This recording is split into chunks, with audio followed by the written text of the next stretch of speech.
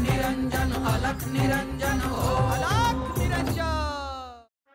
जालिंदर, तू करत असलेलं कार्य कुठवर आलं आहे? त्या गावात जाऊन आम्हाला मुक्काम करावाच लागेल गुरुदेव। मच्छिंद्र, तुझं काय? गुरुवर, आश्रमात व्रत, वैकल्य, यज्ञ आणि शाबरी मंत्रांच्या रचना असं कार्य सुरू आहे। ज्या नव्या रचना करण्यात येतील त्या लवकरच आपल्याला ऐकवू।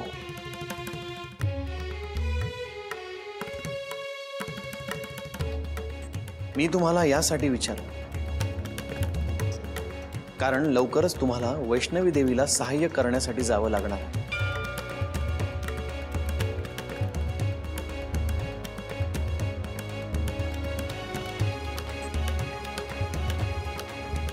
आज्ञा करा गुरुदेव। वैष्णवी देवीला कुठे आणि कसले सहाय्य हवे आहे? ब्राह्म मुहूर्तावर मी तुम्हाला या संदर्भात योग्य तो संकेत देईलच।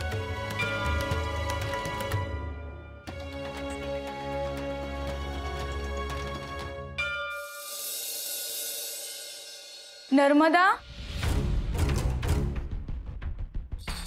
काय ग, गुरुदेव आले आणि लागलेच गेले बी? काय सांगू ग तुला, यांनीच बोलावलं होतं त्यांना। एक मुद्रा देतो म्हणून। होय ना, साधू बुवा जाताना काही बोललं पण नाही कोणाशी। रागावले असणार ते आमच्यावर। आता आलं ध्यानात माझ्या समजणार। माझं ऐकतीस का? काय बी कर आणि त्या गुरुदेवासनी जाऊन भेट।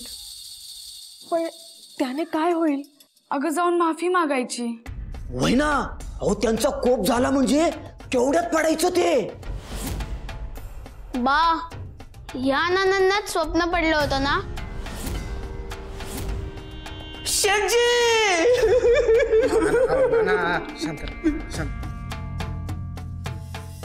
त्या स्वप्नांचा आणि याचा काही संबंध असेल का?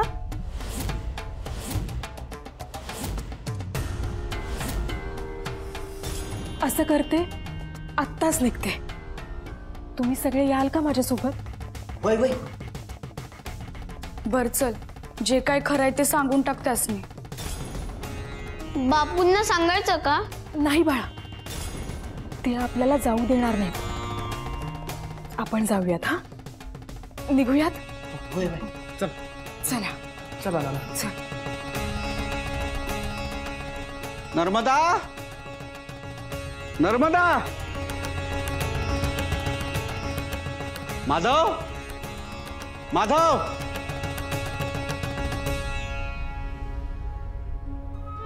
मला न सांगता कुठे गेले ते?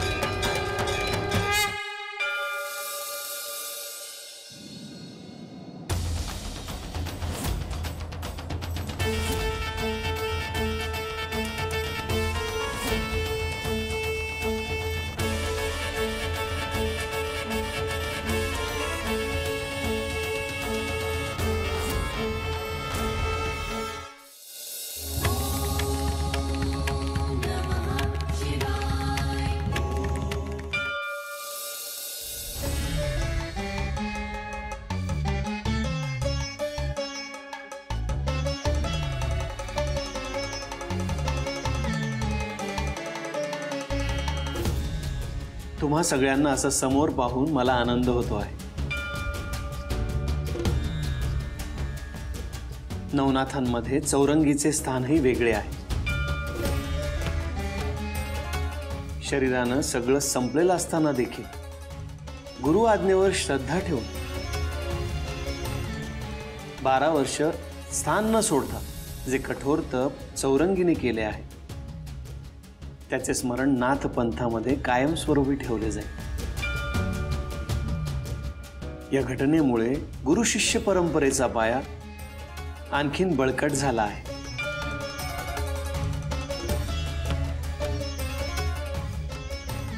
गुरुवर, शिष्य कसा असावा ह्याचं उदाहरण दाखवून दिलं आहे चौरंगीने.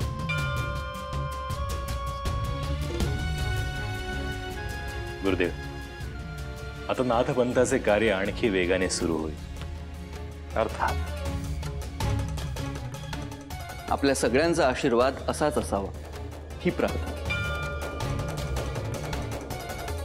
चौरंगी, इथपर्यंत येताना तुला काय वाटलंय? गुरु सद्गुरू सोबत होते आणि तुमच्यापर्यंत पोहोचायचे होते. हा अनुभव मी कधीही विसरणार नाही. परंतु एक गोष्ट मला आपल्या ध्यानात आणून द्यायची आहे. काय झालं चौरंगीना? इथे येत असताना वाटेत मला एक महाकाय शक्ती दिसली आणि ती गुप्त झाली. ती शक्ती काय होती हे मला समजले नाही. तुला जे दिसले ते भैरवनाथ होते.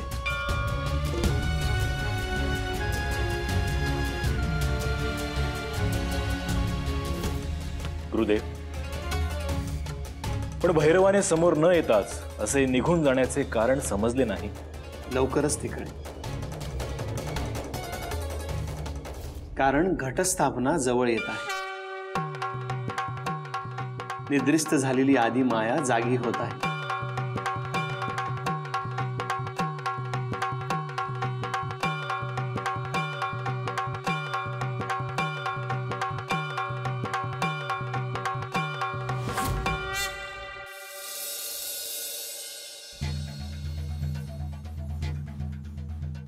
आई ग,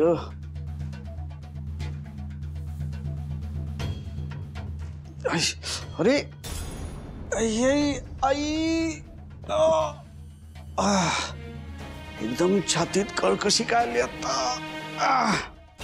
बरोबर आहे, पैसा आला ना. पैसा आला की त्याला जायच्या वाटच फुटत नुसत्या. नाही, मी अजिबात वैद्यांकडे जाणार नाही. मुद्रा सुद्धा देणार नाहीये मी.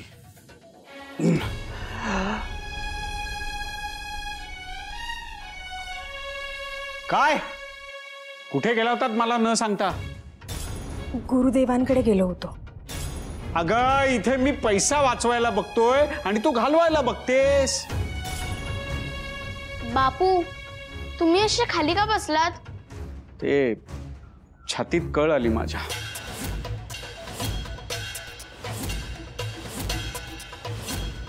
काय? हो. असं कसं झालं पण अचानक? तुला सांगतो नर्मदा, आता मी फार काळ जगेन असं मला वाटत नाही ग. अहो, काय बोलता? काय होतंय तुम्हाला नक्की?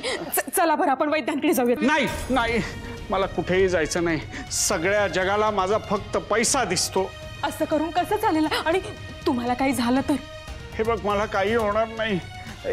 पण तुला सांगून ठेवतो, माझा जीव गेला तरी मी कोणालाही एक पैसा देणार नाही.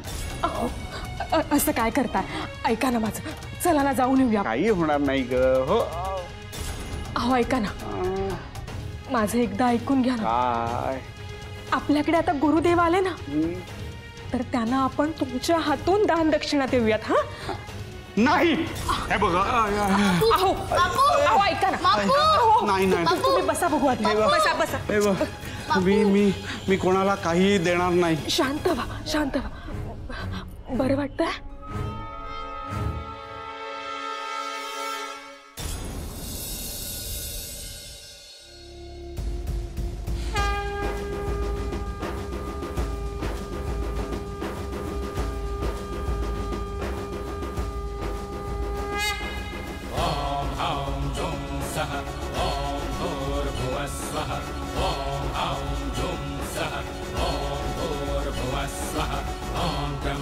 यजामहे सुगन्धिं पुष्टिवर्धनम् उर्वारुकमिव बन्धनात् मृत्युर्मोक्षयमामृतात्. स्वः भुव भुः ॐ सः जुं हौं ॐ स्वः भुव भुः ॐ सः जुं हौं ॐ.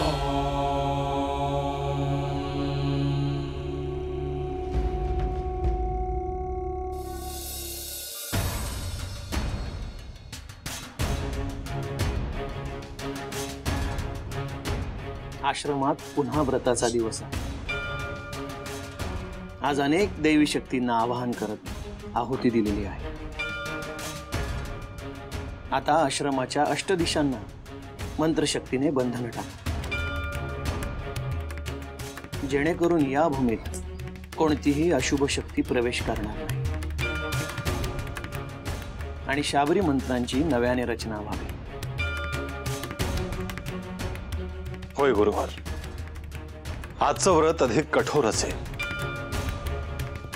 कारण शाबरी मंत्रांच्या किती रचना व्हाव्यात हे ठरलेलं आहे. आज काहीही करून ठरवलेले ध्येय गाठायचं आहे. रात्री पुन्हा भेटू, तेव्हा तुमच्याकडून नव्याने शाबरी मंत्र ऐकायचे. गुरुदेव, शाबरी मंत्रासोबत काय विधी असावेत हे सुद्धा सांगायचे ठरवले आहे. हे ज्ञान गुप्त राहणार नाही, परंतु त्याचा चुकीचा उपयोग होणार नाही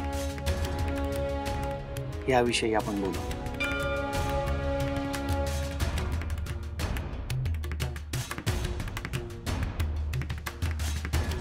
आज्ञा असावी.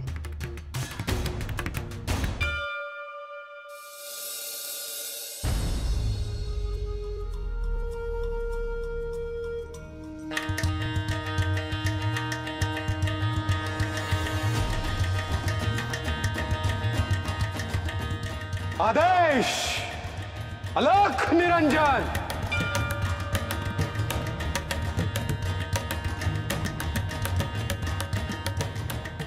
गुरुदेव तुम्ही? शुभम भवतु. नाथ आए हैं द्वार, दान दीजिए, दक्षिणा दीजिए. गुरुदेव, आपण गेल्या वेळी आलात तेव्हा माझ्या पतीकडून आपला अवमान झाला, त्यासाठी मी आपली क्षमा मागते. राहू दे माई, त्यात तुझी काय चूक आहे आणि तू कशाला क्षमा मागतेस? माई, जा शेठजींना घेऊन या. गुरुदेवांनी फार काही मागितलं नाहीये, केवळ एक मुद्रा मागितली आहे. गुरुदेव, एक मुद्रा काय आहे?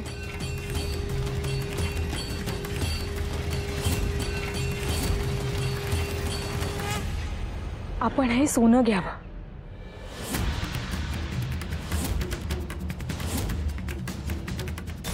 नाही माई, हे स्त्रीधन आहे, याचं आम्ही काय करणार? आणि सगळ्यात महत्वाचं म्हणजे आम्हाला तुझ्याकडून काहीही नको आहे. तुझ्या गाठीशी खूप संचित आहे आणि ते केवळ नाथ भक्तीमुळे प्राप्त झालेलं आहे.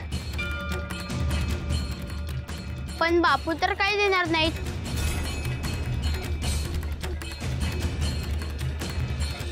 हे बघ माधवा, दक्षिणा शेठजींकडूनच हवी आहे आणि तीही फक्त एकच मुद्रा हवी आहे. माई, जा आणि शेठजींना घेऊन या. आपल्या हातात फार वेळ नाहीये.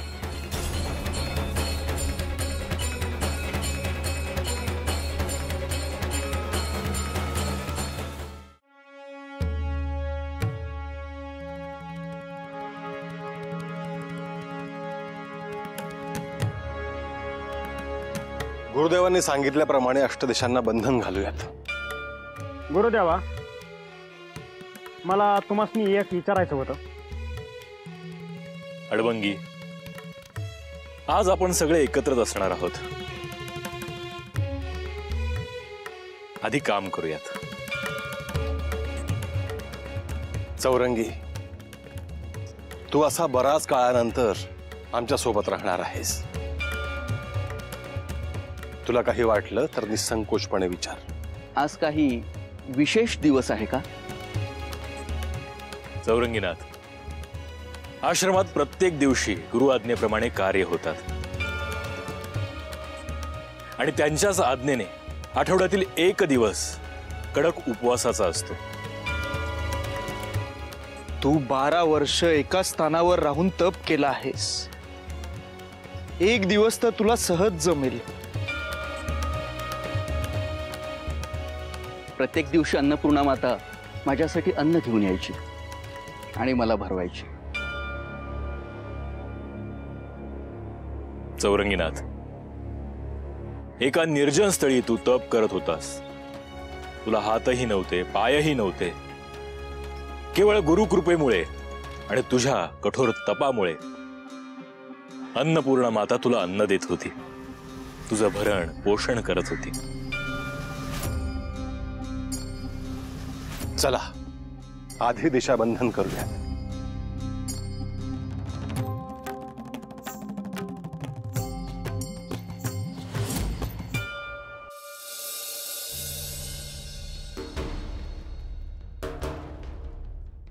अहो अहो ऐका ना, मी तुम्हाला म्हणाले होते ना तसंच झालं ना. काय झालं?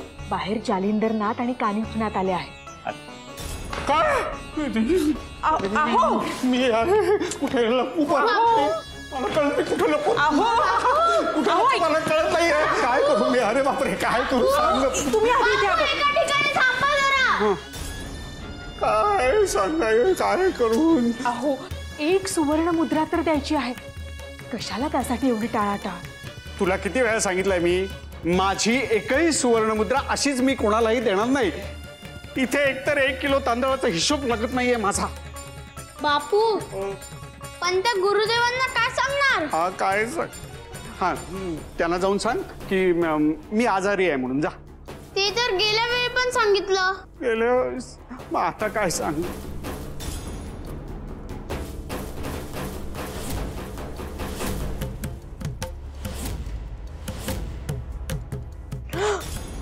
अहो काय करताय हे? तुझं कपाळावरचं कुंकू पुसतोय.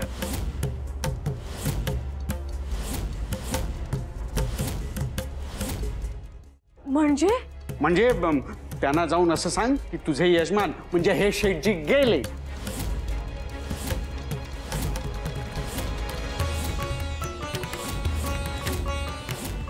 कुठे गेले? देवा घरी गेले. मी नाही असं काही सांगणार. नाही तुला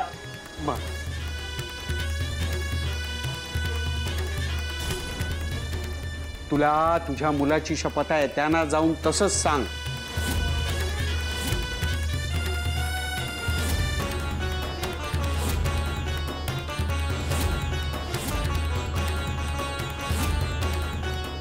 अहो जा.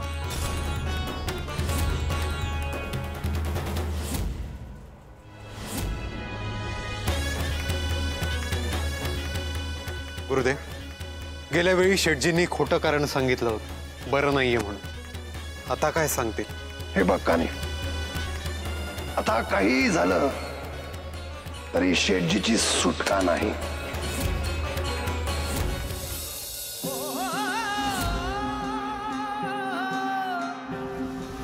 भस्मांकित शिवस्वरूप ललाटी शोभत त्रिपुंड सिद्ध योगी वितरागी धग धगते तेज कुंड सज्जनासी संजीवन दुरितांचे निर्दालन जगदोद्धारास्तव जणू प्रकटति नवनारायण. सृष्टीच्या स्पंदनात काळाच्या मंथनात दुम दुमतो दुम दुमतो दुम दुमतो दुम दुमतो एकनाद व्यापुनी त्रिभुवन. आदेश! अलख निरंजन! निरंजन अलख निरंजन हो. अलख निरंजन अलख निरंजन अलख निरंजन हो. अलख निरंजन अलख निरंजन अलख निरंजन हो. अलख निरंजन अलख निरंजन अलख निरंजन हो. नवलांकित नवरूपात तेजोमय जणू प्रपात. नवलांकित नवरूपात तेजोमय जणू प्रपात. अद्भुत चैतन्य रूप विहरती चराचरात. दुम दुमतो दुम दुमतो. आदेश! अलख निरंजन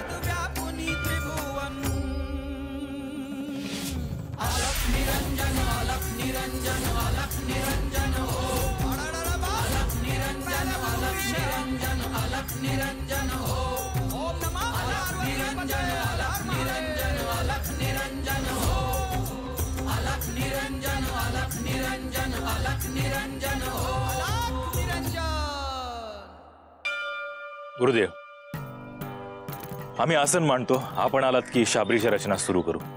अवश्य या.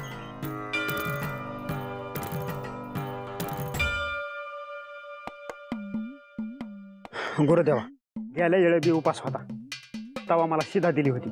ह्या येळाला बी तसंच करा. मी आपला बाहेर जाऊन खातो. अडभंगी, मागच्या वेळी तुझ्यासाठी नियम मोडले होते, बाजूला ठेवले होते. प्रत्येक वेळेस असं कसं होईल? गुरुदेवा, ह्या येळाला तेवढं करा. मला बाकी काय बी सांगा, मी करल, पर उपास करायला सांगू नका. आताच पोटात आग पडली. अडभंगी, अरे कसं व्हायचं तुझं? गोरक्षनाथासनी सांगा, गेल्या येळाला शिधा दिली होती तशीच द्या, पर 2 माणसाची जास्त द्या. आणि जर मला इतरांनी विचारलं की अडभंगीसाठी वेगळे नियम का, तर मी काय सांगू?